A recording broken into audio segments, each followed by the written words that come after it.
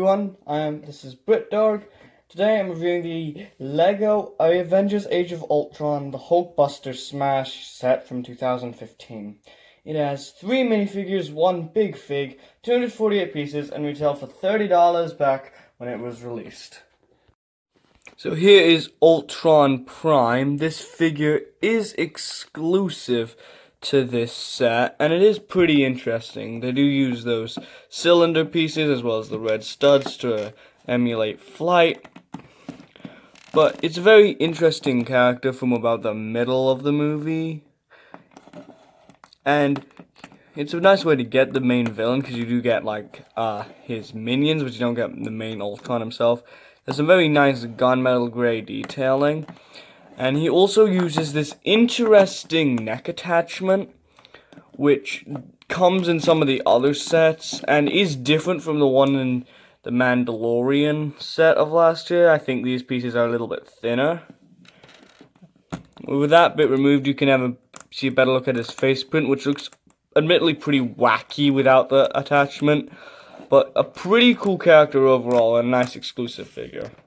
So here's Scarlet Witch. Now I'm not sure if this version is exclusive or not with the legs or the torso, but I do know that she does have a different hairpiece in the Civil War airport battle, and that's the only 2 sets that come with her. She does have these very interesting like lightning bolt pieces that were in just a couple sets. They weren't really that like widespread. It was interesting. It's an interesting piece. I remember it coming in its own separate bag. It was like the tool parts. Underneath, you can see she has the crimson scarlet robe, some of that negative space, which is nice to see on some female characters.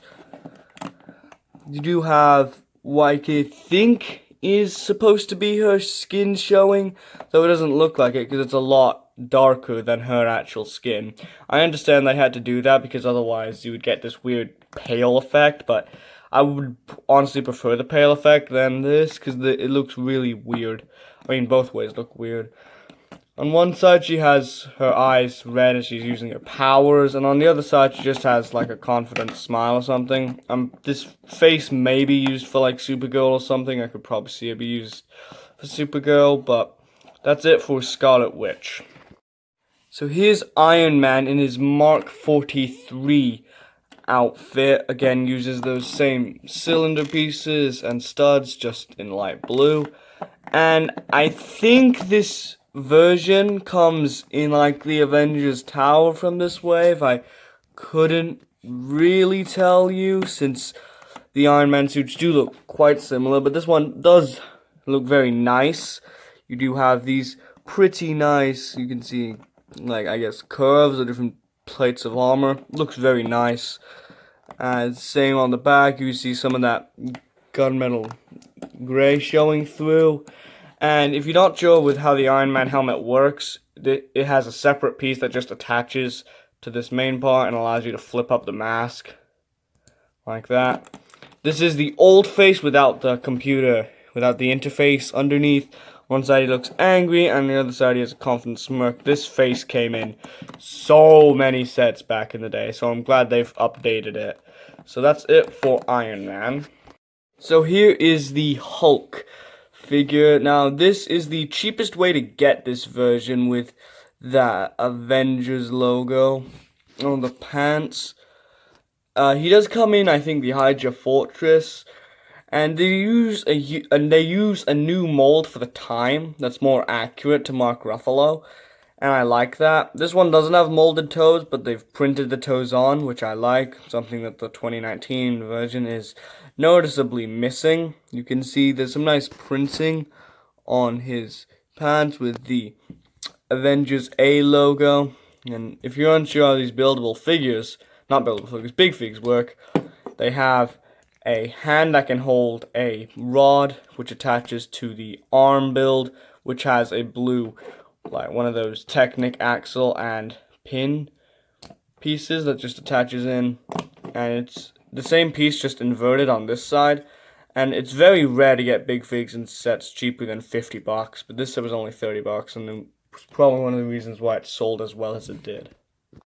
So we got two builds for the set. You have the Hulkbuster itself, and then you have the pod that's designed to hold the Hulk. Let's take a look at the Hulkbuster first.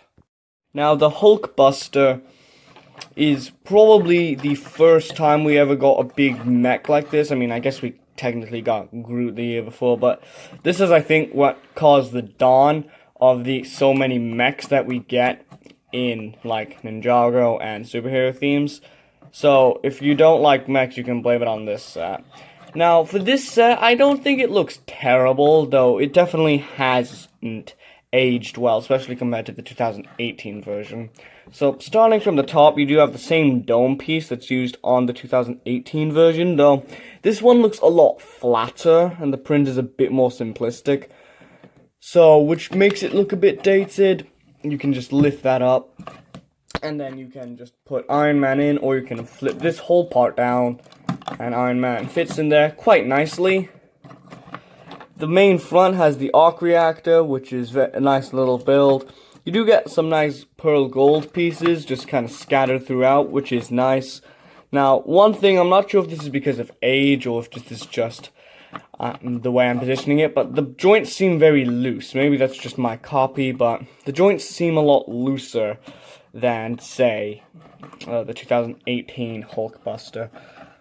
So you do have these, like, Hero Factory Bionicle bits in dark red, which is a nice piece to get on the arms.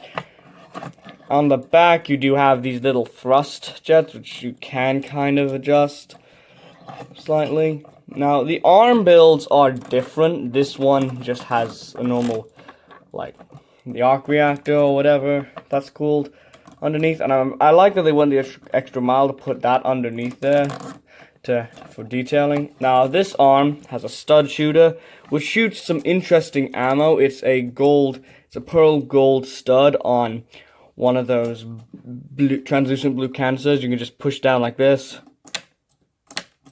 They work pretty well. And then the arm itself is on a ball joint, and then the whole arm is on another ball joint.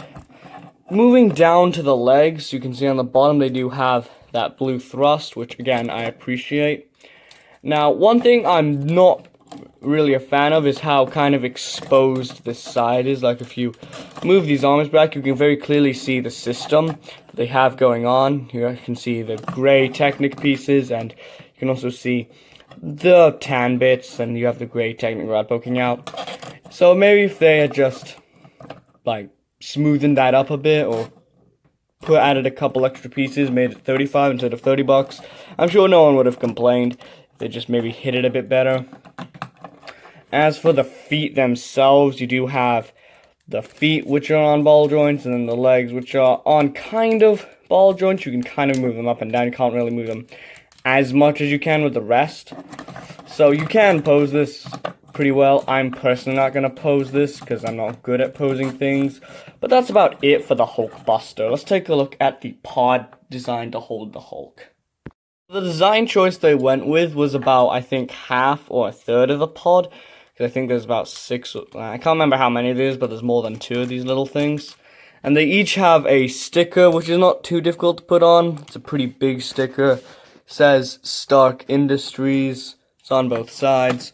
You can easily pull these down and put the Hulk in, which is fun to recreate the scene with the Hulk versus the Hulkbuster.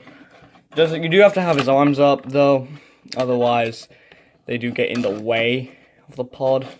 Now, you do have another feature. You can see this clear bit at the top, and what you put Boxer Scarlet Witch, though I would personally put Ultron on. And then what you can do is, if I take Iron Man out of the Hulkbuster, you can use this super jumper piece. And the way that works is you push back on it. And it flies forward. The problem with this piece is that it damages the minifigure legs. If I get it close up, you can kind of see there is these little lines in the back. Those damage the minifigure legs. So I'm not going to put my Iron Man on here, because I want to keep the legs as good a condition as you can. But basically, you would just launch it. It's very hard to position. And the idea would be you knock it over. It's an okay idea. Maybe if they had something else, like I don't know, something that you push down and then the character flies forward, that might have been interesting, but because they use the super jumper piece and that damages the piece, I don't know, I'm just not a fan of it. Now, there's not too much else with this build for the Hulk pod, so let's take a look at the box. The box for this is, I think, a $30 thickish box size turned vertically. On the back, it does show some of the features of this set, and also the fact that they have a comic book included. That's been lost to time, but that's not much else going on with the box here. Instructions are interesting. They present the set this way, however, the set is built vertically, or in the comic book style. Now, on the back, you do have an ad for some of the other sets. I might get the Avengers Tower and the Iron Man vs. Ultron little set. I really don't care for the Quinjet or any of the other sets, for that matter. And the other side, it shows the damn Super Jumper. Good thing they retired that after just 1 year. So this set is an interesting set because I feel like this set really prompted the amount of mechs that we get in LEGO. I'm pretty sure this sold really well. And, like, there's not really many mechs. You could count Exoforce, I guess. But in, like, Marvel and DC, there's not a lot of mechs like these that are built using ball joints in the $30, $40 price range. Now, do I recommend this set? I'm kind of torn on this because for the time, this looked really good. It was really accurate. However, we have gotten up more better looking mechs and even a better looking Hulkbuster since then. I don't think this set is bad or ugly like some old Star Wars sets from the early 2000s. However, I do feel like it's not quite up to the building standards because you do have some bits exposed on the side for the Technic. And I didn't mention this earlier, but the hands are mostly black. So I think overall, I would recommend this set if you want to get all the Hulkbusters. But if you're just happy to get the best looking Hulkbuster, then I would say go for the 2018 version. That one is a bit better looking in my opinion. However, you do get a nice Hulk and a nice Ultron. And all the figures in this set are really good. So overall, I'd give this a 7 out of 10. Not a terrible or ugly set by any means, but it does show its age a decent bit. Anyways, that's it for this video. See you guys later. Peace.